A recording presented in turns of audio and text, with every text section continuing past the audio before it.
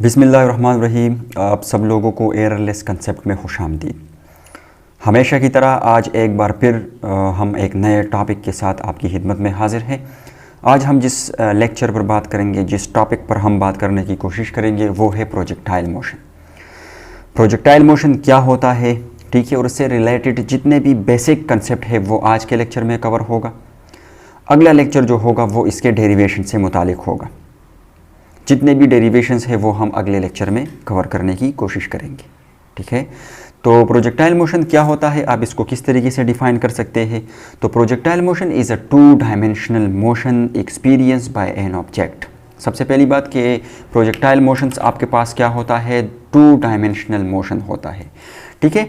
और experience by an object which is through near the earth surface, ठीक है, through near the earth surface and move along a curve path, ठीक है। तो ये जिन चीज़ों को मैंने ब्रैकेट में बंद कर दिया है, इन तमाम चीज़ों को हम बारी बारी यहाँ पर समझने की कोशिश करेंगे, ठीक है।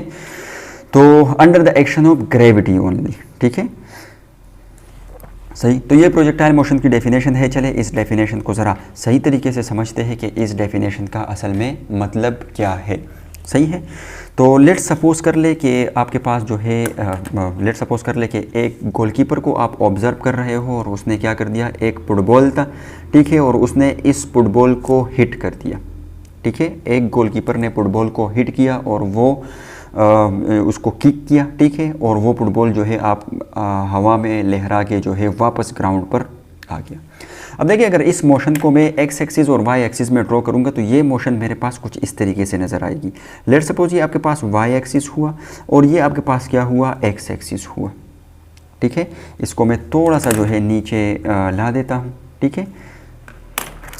अब देखिए, अगर आप इस मोशन को ऑब्ज़र्व करेंगे तो ये मोशन जो है ना सिर्फ आपके पास एक्स एक्सिस पर डिपेंड करता है बल्कि वाई एक्सिस पर भी डिपेंड करता है।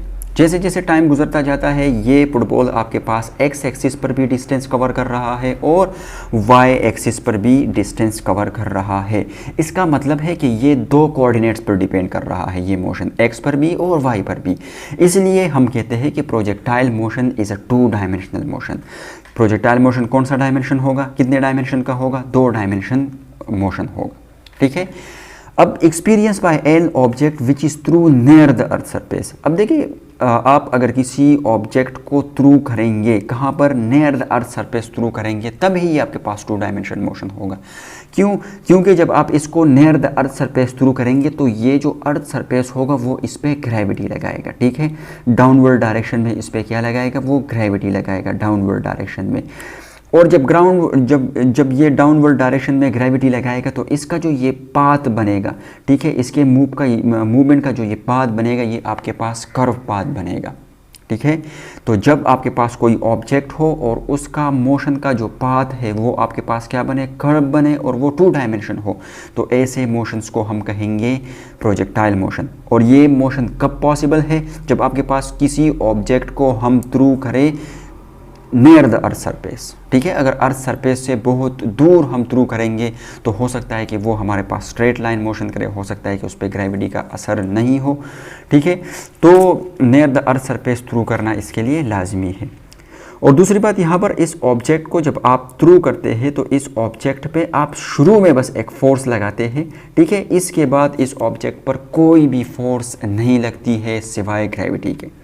मैं आइडियल प्रोजेक्टाइल मोशन की बात कर रहा हूँ। आइडियल प्रोजेक्टाइल मोशन में आप एयर रेजिस्टेंस, ठीक है, इसके अलावा जो है वाइंड वेलोसिटी और ये स्पिनिंग ऑफ प्रोजेक्टाइल जो है, इन तमाम चीज़ों को आप इग्नोर करेंगे, ठीक है। तो प्रोजेक्टाइल मोशन आपके पास क्या है, प्रोजेक्टाइल मोशन आपके पास दो डायमेंशन मोशन है जो एक ऑब्जेक्ट एक्सपीरियंस करेगा which is through near the earth surface, जिसको आप थ्रू करेंगे कहाँ पर, अर्थ सरफेस के नियर थ्रू करेंगे, और वो मूव करेगा along a curve path under the actions of gravity only. तो ये प्रोजेक्टाइल मोशंस हुआ।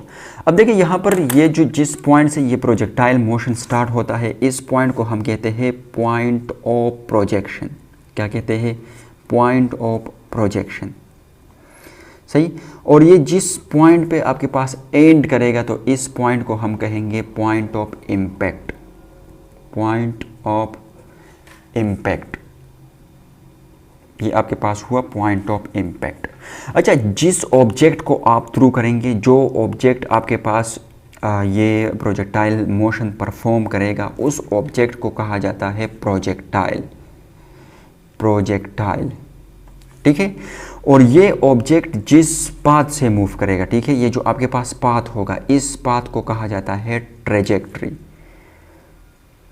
ट्रेजेक्ट्री कहा जाता है इसको, ठीक है। अच्छा, अब देखिए यहाँ पर आप देखेंगे कि आपके पास ये प्रोजेक्टाइल जब आपके पास इस पॉइंट ऑफ प्रोजेक्शन से पॉइंट ऑफ इम्पैक्ट तक जाएगा तो ये कुछ ना कुछ वर्टिकल डिस्टेंस कवर करेगा। अब देखिए शुरू में जो ये वर्टिकल डिस्टेंस कवर करेगा, शुरू में वो कम होगा, फिर उससे कम, फिर उससे कम, फिर ज़्यादा, और आपके पास एक ऐसा पॉइंट आएगा जो सबसे ज़्यादा जो है यहाँ पर ये वर्टिकल डिस्टेंस कवर करेगा। इस सबसे ज़्यादा वर्टिकल डिस्टेंस को हम कहते हैं हाइट ऑफ प्रोजेक्टाइल। क्या कहते हैं? Height of projectile. The maximum vertical distance cover by a projectile is called height of projectile, ठीक है। इस लिहाज से, इस तरीके से आपके पास जो है ये पॉइंट ऑफ प्रोजेक्शन से लेकर पॉइंट ऑफ इम्पैक्ट तक आने में जो है कुछ हॉरिजेंटल डिस्टेंस भी कवर कर रहा है, और वो हॉरिजेंटल डिस्टेंस हमारे पास है कहलाता है रेंज ऑफ अ प्रोजेक्टाइल। क्या कहलाता है? Range of a projectile. So the distance between point of projection and point of impact is called range of a projectile. सही है। अच्छा, इसके अलावा जो ये आपके पास ये जो प्रोजेक्टाइल है, जब ये पॉइंट ऑफ प्रोजेक्शन से पॉइंट ऑफ इम्पैक्ट तक आएगा तो ये कुछ टाइम भी लेगा, ठीक है, और उस टाइम को कहा जाता है टाइम ऑफ फ्लाइट। क्या कहा जाता है? Time of flight of a projectile कहा जाता है, सही। और एक और बात यहाँ पर इस प्रोजेक्टाइल मोशन के लिए ज़रूरी है, देखिए ये प्रोजेक्टाइल मोशन जो होगा ये आपके पास एंगल बनाएगा इस एक्स एक्सिस के साथ, ठीक है। तो इसके लिए ज़रूरी है कि ये जो एंगल आपके पास होगा, ये एंगल शुड बी, ये आपके पास जो है should be greater than zero, ये ज़ीरो से बड़ा होना चाहिए, ठीक है। और जो है ये लेस देन होना चाहिए किससे? 90 एंगल से, ठीक है। अब अगर ये ज़ीरो हुआ तो फिर आपके पास ये मोशन प्रोजेक्टाइल मोशन नहीं रहेगा। अगर ये एंगल आपके पास 180 हुआ तब आपके पास भी ये मोशन जो है वो प्रोजेक्टाइल मोशन नहीं रहेगा। तो ये कुछ बेसिक चीज़ें थी प्रोजेक्टाइल मोशन की हवाले से, डेफिनेशन आपने समझा, और इसके अलावा कुछ रिलेटेड टर्म्स और कुछ चीज़ें जो है वो आपने बेहतरीन तरीके से समझी होगी। अगर आपने नहीं समझी है तो आप वीडियो पॉज करके इसको बैक करके दोबारा से इसको समझ सकते हैं। अगले वीडियो में हम इसके डेरिवेशंस पर ध्यान देंगे और इसके डेरिवेशंस को हम सॉल्व करने की कोशिश करेंगे बारी बारी, एक आसान तरीके से, और इसको समझने की कोशिश करेंगे।